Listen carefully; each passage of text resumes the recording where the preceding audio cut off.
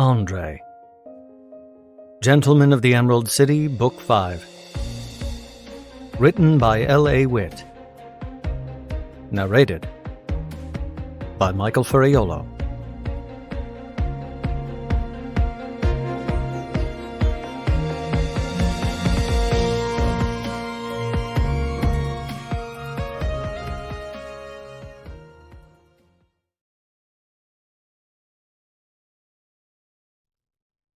Chapter 1.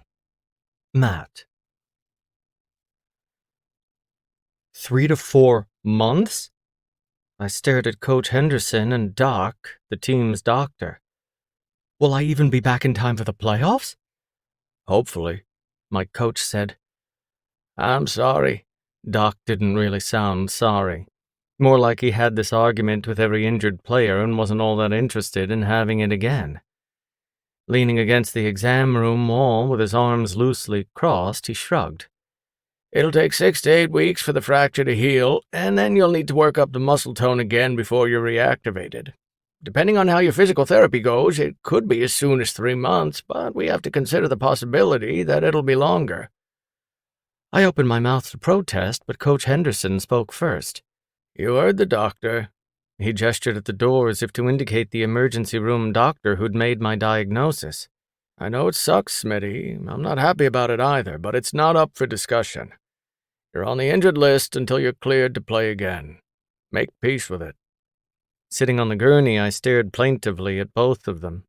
My coach at least seemed sympathetic, even if he was standing firm. He'd played hockey himself for a long time after all, and he'd put in some extended periods on injured reserve, so I didn't have to ask if he understood how frustrating and disheartening this was.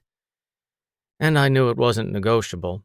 As much as I didn't want to accept it, there was nothing they could do and nothing I could do until I healed. I glared down at the brace on my right arm, the brace that would eventually be replaced with a cast. A goddamned cast. In my mind, I kept replaying the incident, mentally telling myself to tuck my arm and take the impact with my shoulder. I knew better. I'd been skating since I was 3, for God's sake. I knew damn well that when I was falling on the ice, the thing to do was tuck and fucking roll. Don't land on one of those little sticks that pass for arm bones, because that was how those stupid sticks did things like break. But I hadn't been skating. No, my dumb ass had been walking out of the arena to get on the bus and head back to our hotel after tonight's game. I'd picked just the wrong moment to look at a text on my phone, and my dress shoe had found some ice on the pavement. When I was skating, I was focused and alert. Walking with my phone in my hand, not so much. So when the world had gone out from under me, I'd flailed. I'd tried to both catch myself and not drop my phone. As a result, the sticks in my right arm had found themselves between pavement and a falling hockey player, and one had broken like the worthless little twig that it was. Oh, fuck. Coach Henderson put a hand on my shoulder. I know you're not happy about this, son, but take some time, rest up. It'll go faster than you think. I looked up at him. Will it, though? He pursed his lips, then he shrugged. Fine, I won't lie, it's gonna suck, but you'll get through it. He patted my shoulder before he withdrew his hand. In a couple of weeks, you can do some light skating with the team in a no-contact jersey. Doc shot him an "are you fucking kidding me" look. Let him skate. Coach Henderson chuckled. He'll lose his mind if he doesn't. Doc groaned and rolled his eyes as he pushed himself off the wall. Matt, as a medical professional, I would strongly advise against that. I just nodded. Normally, I'd make some smart-ass comment, but I was in a hell of a lot of pain right now, and I was seriously devastated over my season having a huge hole blown in the middle of it. I was supposed to play my 800th game this season. Apparently, that was going to have to wait. I shifted a little, cradling my arm gingerly. I don't think I'll be skating anytime soon. At least not until I can lace up my skates. Doc looked mollified by that. He nodded, then left the room, muttering something about hunting down coffee and discharge papers. Henderson watched me. You'll get through it, I promise. Yeah, I laughed bitterly. We'll see. So, that was that. 48 hours after I hit the pavement, I walked in through my front door. Well, shit. I left my bag by the door, shuffled into my living room, and dropped onto the couch. I glared at my arm, something I'd been doing a lot of since the snap heard round the world. I didn't even have a cast yet. My forearm was still swollen, and Doc had put in a call to, I don't know, someone. Someone who would be calling me with an appointment so they could wrap my idiot arm in plaster so it could stay encased while the bone took its sweet time unfucking itself. Oh, for now I had this uncomfortable brace and a sling that was an epic pain in the ass to put on and take off without someone helping me. Was it really necessary for it to wrap around my waist? Seriously? Because that seemed like overkill. Then again, when I took it off and tried to move my arm, it made the throbbing worse, so, okay, maybe the sling was necessary. Fuck, this sucked. They'd given me pain pills, but I didn't like taking them. I'd given in at the hotel last night in the name of getting some sleep, but otherwise I was determined to knuckle through it. That wasn't because I was trying to be some badass. Quite frankly, painkillers terrified me. Injuries were a thing in hockey, and I knew a few too many players who wished they'd never met that fickle mistress named Vicodin. One had become addicted, and 2 years into retirement he was still struggling to break that addiction.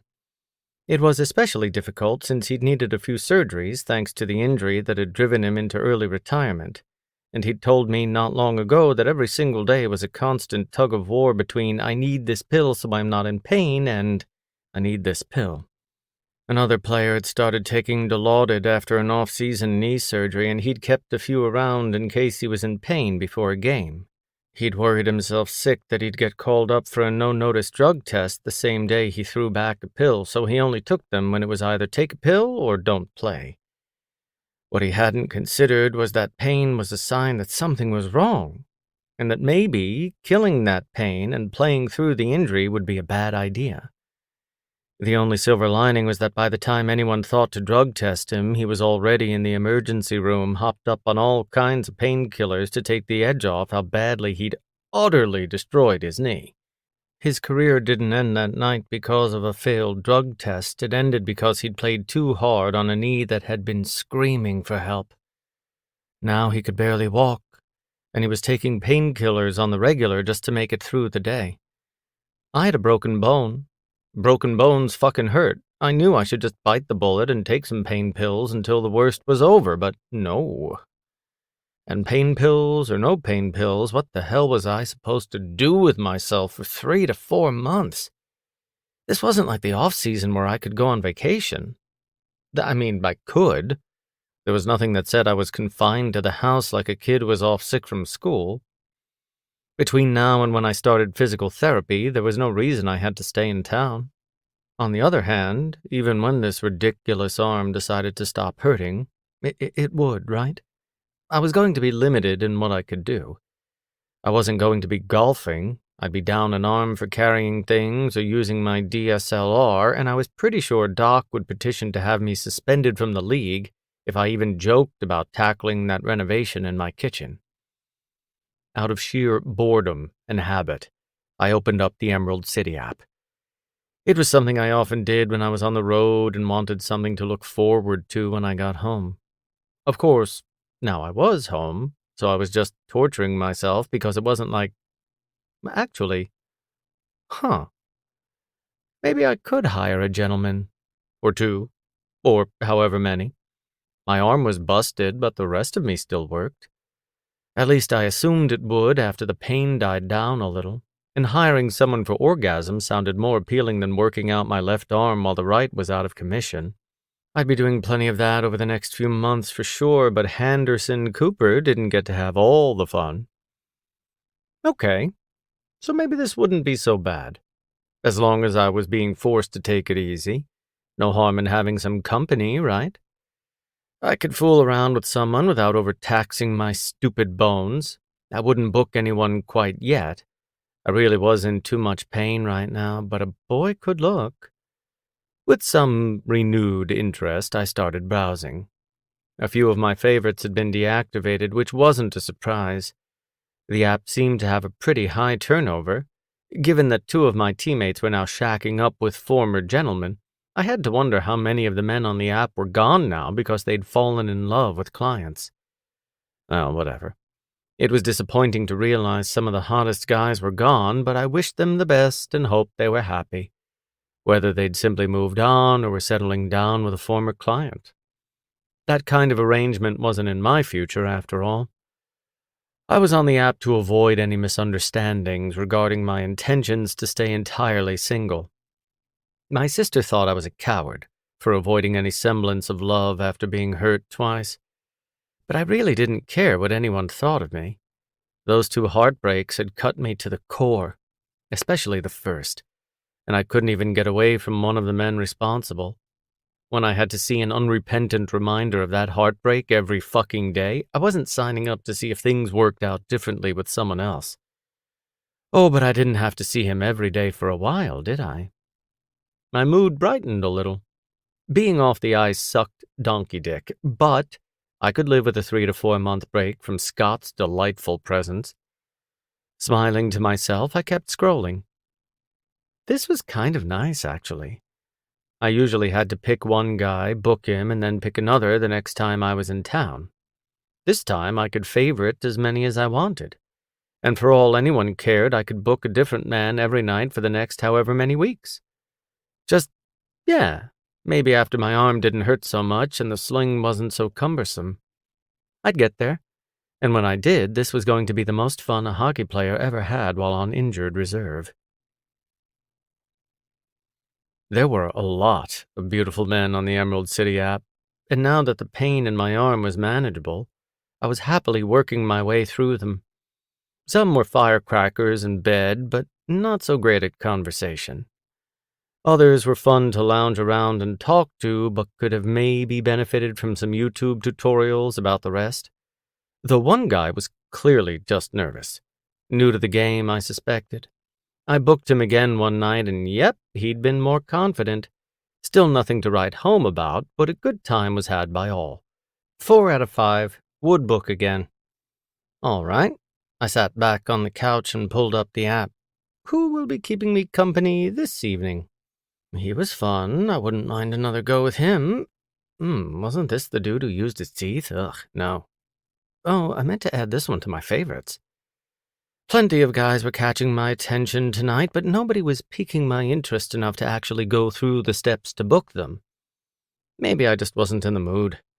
Christ, was I actually getting bored of having sex with hot dudes? Probably, yeah. Considering it was about all I could do these days besides sit around, read, watch TV, or work out.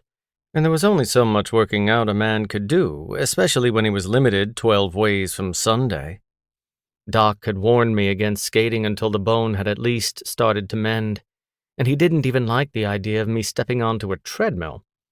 I'd insisted I was perfectly safe running on a damn treadmill, at which point he dryly reminded me that I was in a cast because I'd fallen on my ass while walking. Touché, Doc, touché.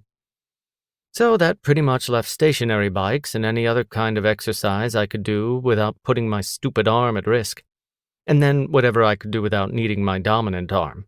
No video games, no photography, no golf. Hence, fucking my way through the Emerald City app. At this rate, though, I was going to have to venture into Tinder because I was running out of... Oh, hello. How had I overlooked him? I was pretty sure I'd seen him before, but not recently, so he may have just reactivated his profile. I tapped it, and oh yes, he had my attention. Andre had hazel-leaning green eyes and short black hair, and he described himself as black and Egyptian. Tall and lean, like someone who religiously kept himself fit but didn't starve himself into a six-pack, and oh, sweet Jesus, that was a set of full lips I would definitely pay to kiss. His profile was a little sparse, no endless paragraphs of cheesy attempts to convey his bedroom preferences without actually saying, "Hey, Seattle PD, I'm 100% a prostitute over here." Seriously, I was surprised this app hadn't just gone with Seattle historical tradition, labeled themselves seamstresses, and offered to help men who needed their socks darned. No, I hadn't occupied some of my boredom by taking the Seattle Underground tour 4 times. Why do you ask? Anyway, Andre didn't bother with all of that, keeping it brief and alluding to the fact that he was willing to kiss on the mouth, he was verse, and he absolutely did not do anything on camera. Shame about that last part. I had like 4 gentlemen who I'd hit up while I was on the road for some cyber action. But if that wasn't his thing, that was cool. I did, after all, still have the other guys. And it wasn't like I was traveling anytime soon because heal, you stupid bones. He concluded his description with, "Please inquire if you're interested in me, even if you aren't sure if it's something I do. I am generally available for most short-term services offered by EC. Sorry, I am unavailable for extended bookings at this time." That seemed to be a thing lately. Fewer and fewer guys were offering extended bookings. That didn't really affect me, it was just something I'd noticed while perusing profiles. I wondered if they'd had some legal trouble associated with it, or if the guys who hired them for those bookings were just dicks or something. Well, whatever. I didn't need anything extended. I was, however, interested in a night with Andre, so I clicked book this gentleman.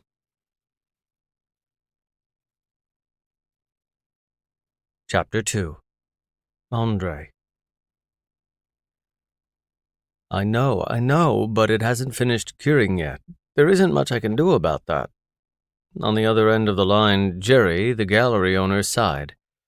Oh, honey, I've got buyers beating down the door for that piece. I indulged in an eye roll, then glared at the painting in question. It just needs a little more time. I'm sure the buyers will understand waiting 2 more weeks or so to make sure the paint stays put. She made another unhappy noise. Okay, I'm going to tell them 3 weeks just to be safe. Perfect. I smiled, keeping it to myself that I was pretty sure the paint only needed 1 more week to finish curing.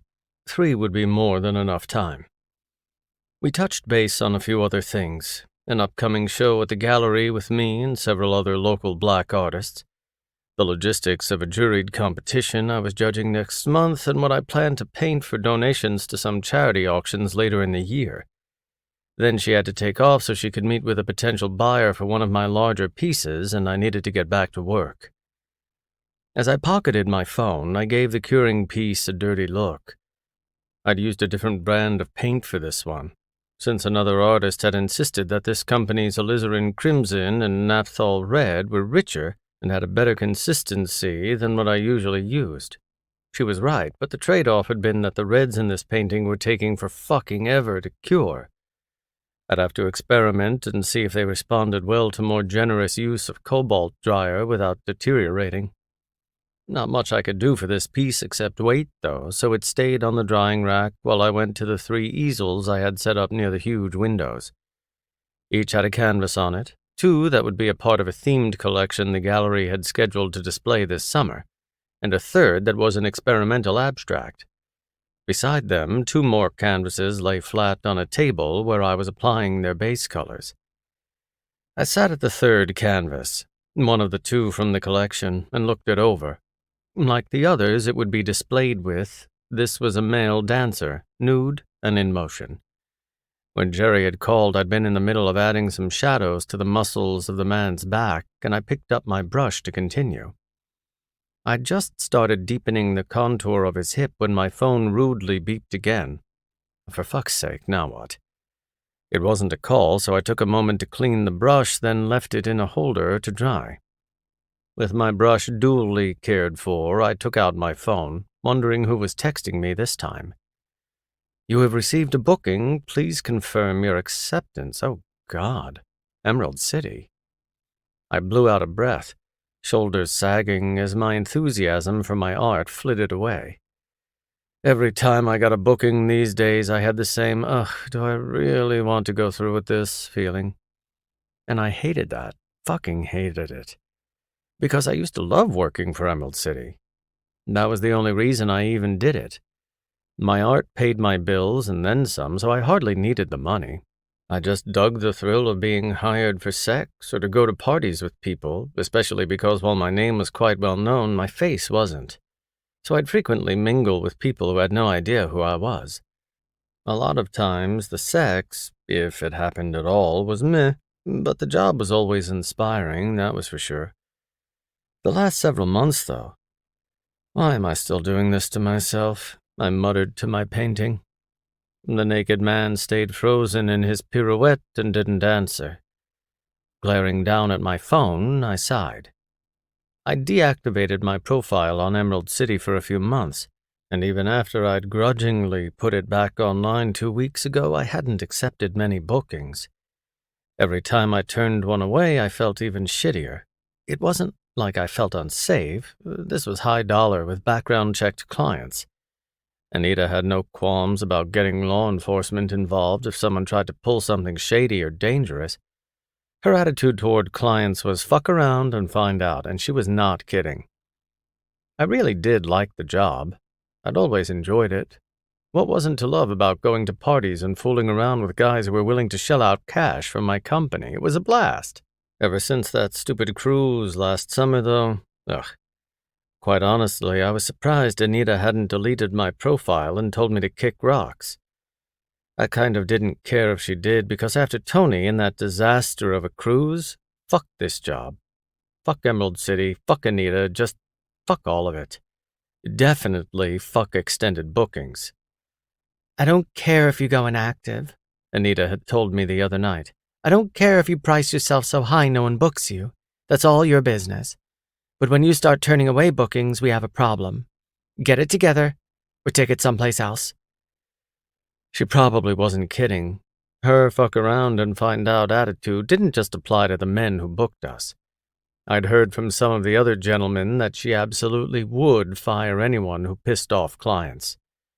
Most of the guys I'd escorted had been decent, if not good, human beings. But Tony, God, that motherfucker, what the hell? Thing was, I was always happy to help clients think about something besides their exes. If someone wanted to be fucked until they forgot their ex's name, I was definitely their guy. And I'd thought it would be fun to be the fake boyfriend for a destination wedding and a luxury cruise while Tony prayed his ex changed his mind about, oh God, who cared? It was a nightmare. Nightmare. By the time we'd made it back to shore, I'd been so ready to ditch Emerald City, I'd been tempted to toss my whole phone into the Pacific just to make it all go away. There might have been some alcohol involved in that. So yeah, my heart just wasn't in this gig anymore. I'd heard from some of the other guys that an awful client could sour the entire job, and I believed it now. Tony hadn't even been that bad, considering all the ways clients could be terrible. If I'd only been with him for like one party or something, it would have been fine. I'd have rolled my eyes all the way to the bank, where I'd gleefully deposit his payments into the hire more of the really expensive nude models fund. But 2 weeks of that noise, I'd snapped. It was a good thing another gentleman had been aboard the ship, too, so I'd had someone to vent with, but even that hadn't been enough. Eventually, I'd just lost it, and accidentally spilled everything in front of my client's ex. So awkward, especially when Anita had found out. At least Marco, the other gentleman, had gone to bat for me, but I was on thin ice for sure. So why wait for her to fire me? I didn't need the job. Why not just bail and move on from... My phone chirped again, reminding me of the booking notification I hadn't yet acknowledged. So was I going to accept it or not? I mean, the client was probably a perfectly nice guy who was lonely, horny, or both. There wasn't another Tony lurking behind every booking, and the real Tony sure as hell wasn't going to hire me again. I was just jaded. Really fucking jaded. With a sigh, I opened the new client's profile to look for a reason to reject the booking. Yeah, it's definitely time to bail on the whole escort thing. This is getting... Oh my goodness. As soon as his photo appeared on the screen, I almost dropped my phone. Where has this man been hiding my entire career? His face wasn't visible aside from his sharply angled, unshaven jaw. Not unusual. What I could see of his body, damn. He was white, with reddish hair. Not that I could see much of it aside from the scruff on his jaw. Clearly an athlete from the physique. Like, seriously, this man had arms and shoulders for days, but that ass, wow. There was a photo of him in a pair of boxer briefs that may as well have been painted on, and could somebody turn up the AC? because it was getting hot in here. Seriously, the amount of thrust a dude could get with an ass and a set of thighs like that, I gulped. God damn. I hadn't just stumbled onto another gentleman's profile, had I? Or a man who wanted to pose for my next piece, or my next collection of pieces? This really was a client who wanted to pay me for sex? Narrowing my eyes, I peered suspiciously at the screen. Okay, he was hot enough to nearly give me a hard-on right here in my studio. So, what the fuck was wrong with him that he had to hire ass instead of just, waiting for every man in Seattle to swipe right? I switched to the screen where other gentlemen could leave comments that only we could see. That told me two things right away. One, from the sheer volume of comments, this man was not new to Emerald City. Two, from the tone of said comments, well, hell, there wasn't a damn thing wrong with him. He loved kissing, and was good at it. He loved giving oral, he was good at that too. And he enjoyed conversation without wanting to get too clingy or personal. Glowing reviews all around from guys he'd topped, taken, blown, jerked off, or, in one case, spent half an evening making out with in a hot tub. The one and only complaint was that when he topped, he prepped forever like he was about to fuck me with a 10-inch dong like, dude, you ain't that big. So, he was good at basically everything, and he didn't rush through prep, plus he was hot as hell? Well then, sign me up. As I went through the motions to accept the booking, I grinned to myself. Maybe I could enjoy this work again after all.